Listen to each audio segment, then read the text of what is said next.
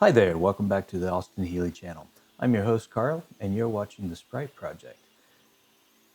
At this point in the restoration, I've realized that I need to do some work on the rockers. On all four, well, on both sides, both ends of both rockers, there's rust.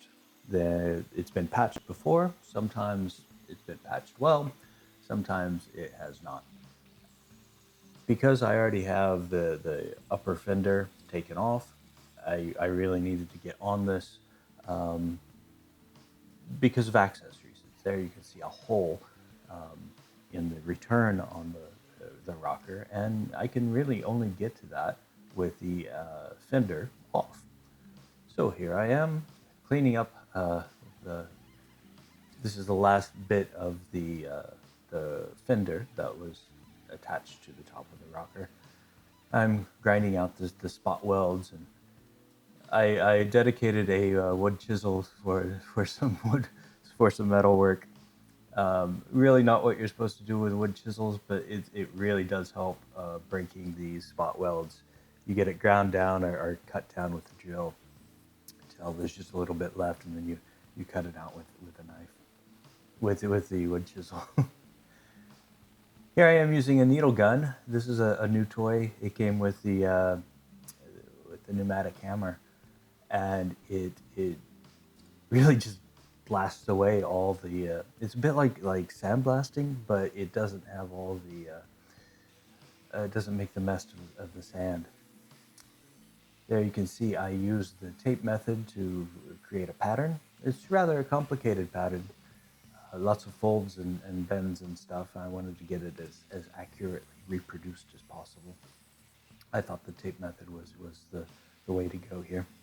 And then you just plop it onto the sheet metal, cut it out.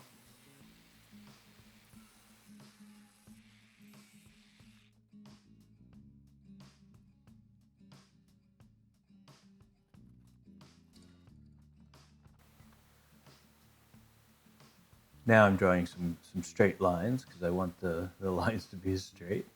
Um, I use, well, I'm about to use my vise to bend this. The vise is, what, 10 centimeters long, and these bends are 25, 30 centimeters long. I'm not going to convert that to imperial, sorry. Um, but it doesn't fit in my vise exactly. So to make the bends, it's rather complicated. Yeah, there's a lot of tools I would like to have to be able to do this easier, but this is going to be the method I use because this is what I had on hand.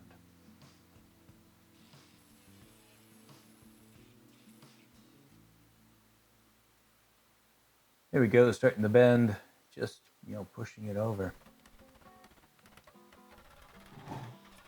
I did extend the jaws of the chuck using some angle iron. That helps a bit. You can't get out too long with it though, or it starts just pushing the angle iron apart. That wasn't too bad. Made a first bend. Now to do this kind of return bend it's a bit harder. I don't have the leverage as I had before, so I gotta really get after it.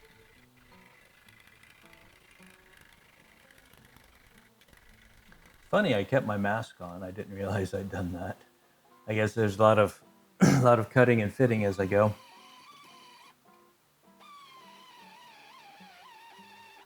I've gone off camera to do something. It sounds like I was using my die grinder for something.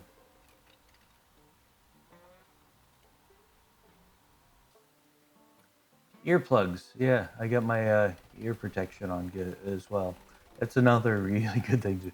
All this hammering and machines and stuff, it's really bad for your ears. I'm also a musician, so my ears are kind of important to me.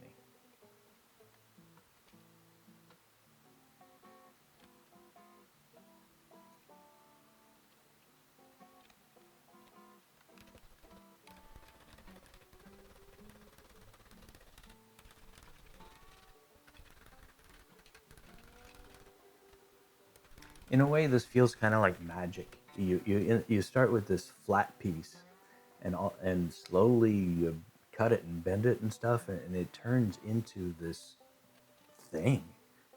It's part of the car now. That's I don't know. That's kind of magic to me. I guess that's kind of the creative process in general. Is it can be kind of magic because you start with just raw materials, and then it turns into a thing, and this stupid little piece of flat sheet metal is now part of my sprite. How cool is that?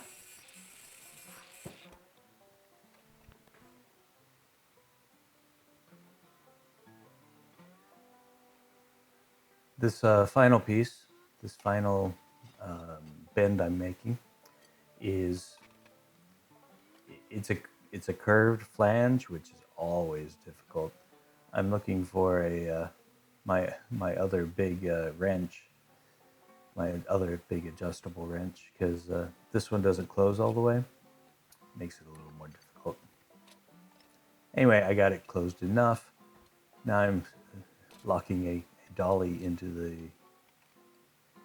the vise to form off of.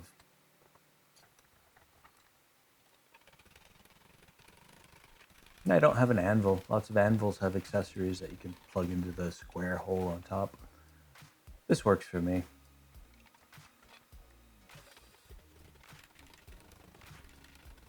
As I bend this piece, it warps the top, so you got to work back and forth and bend and stretch and bend, and eventually you get there. Is it perfect? No, absolutely not. It's going to take some body work, some bondo, but it's better than what was there.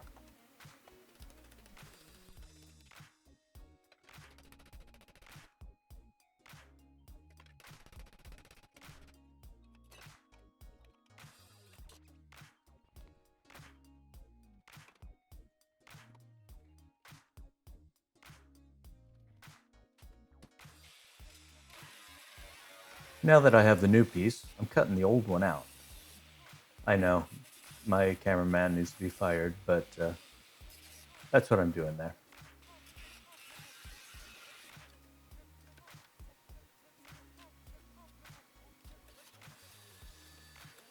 Now I have a little wire wheel on the drill just to clean out as much rust as I can reach on the inner rocker panel. Eventually I'll squirt some paint in there, some Rust-Oleum paint, just trying to protect that as much as I can while I have access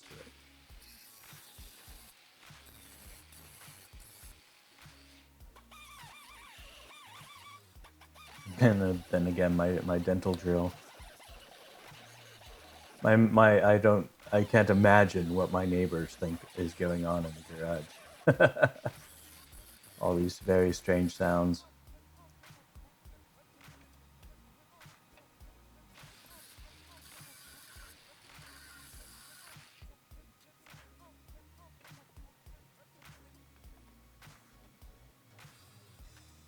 Yeah, it's starting to look like a thing. Using a straight edge to make sure it gets in position. A little tweak here, a little tweak there to try and get the seam as close as I can with everything being aligned. That makes welding it up a lot easier, especially TIG welding. It's harder to cover a gap in the weld when you're TIG welding as opposed to MIG welding. MIG welding, you just keep squirting it in there.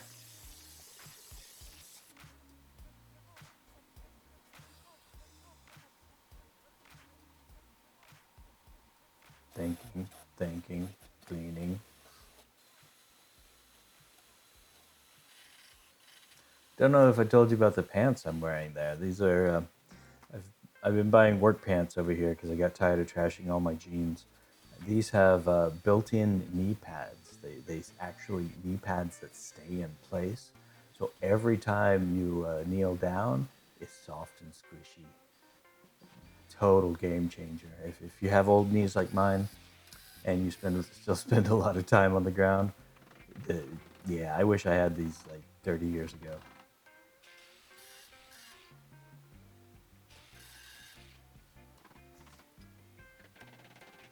Here I am busting out some more old spot welds, trying to get the new piece to sit exactly where it's supposed to go, using my wood chisel on metal again. Okay, admittedly, it's my worst. It's my worst chisel. I don't even know where I picked it up. I don't remember buying it. Let's just put it that way. But yeah, it's gonna have some refurbishment work done on it when I'm done with all this metal work.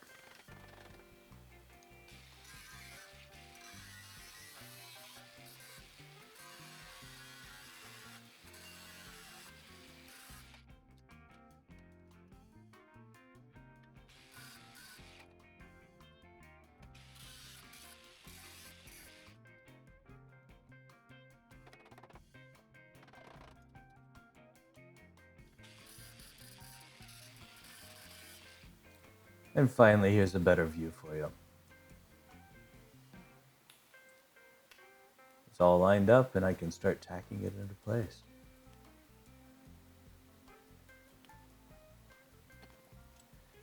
Sitting on the ground like this and TIG welding is difficult because you can't use your foot on the foot pedal. I actually have it tucked under my other knee, and I kind of push my knee sideways to push the foot pedal. It's awkward at best, but it beats lying on my back doing it.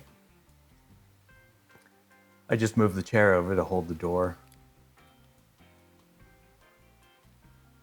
I have it all jacked up, the car jacked up, but it's higher in front, so the door wants to slam shut.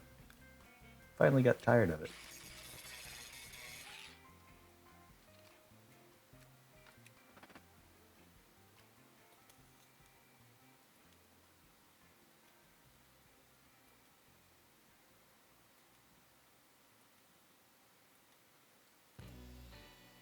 Waiting for it to cool, checking that it's still aligned, beating on things randomly.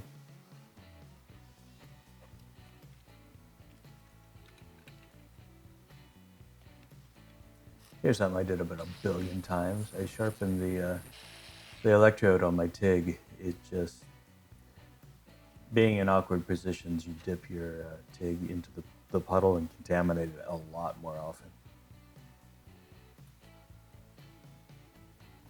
And when it gets contaminated, the arc coming off of it goes in strange directions. So you have to clean it up.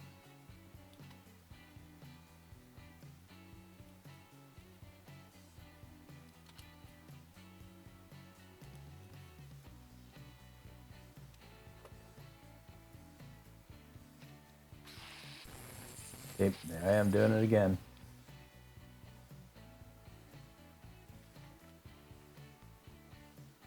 Here I'm laying on my side and I have the foot switch between my knees, so I kind of squeeze them together. I can tell after a day of doing this, like my legs hurt in really strange places. I'm not used to like squishing my knees together and stuff like that.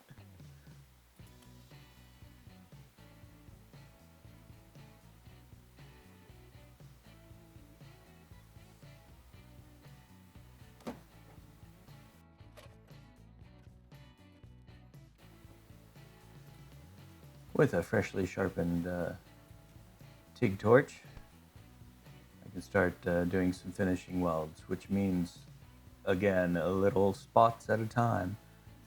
If I tried to do it all at once, it would get too hot and warp the metal, and I can't get behind it to beat it out flat. So it's much better to do little bits at a time. On the corners here, it's not so important because it has more support, but in that wide spot, yeah, little bits at a time.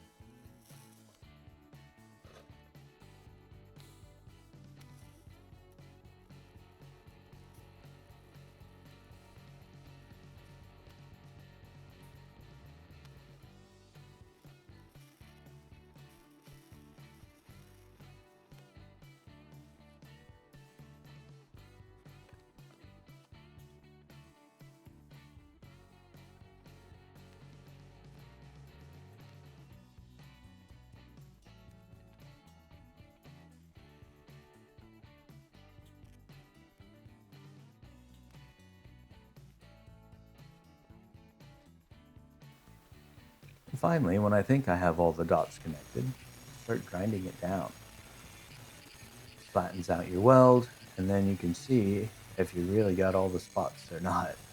Typically, you end up with more spots that you have to go back and put another tack on, fill it all in. That's okay. That's just how it works.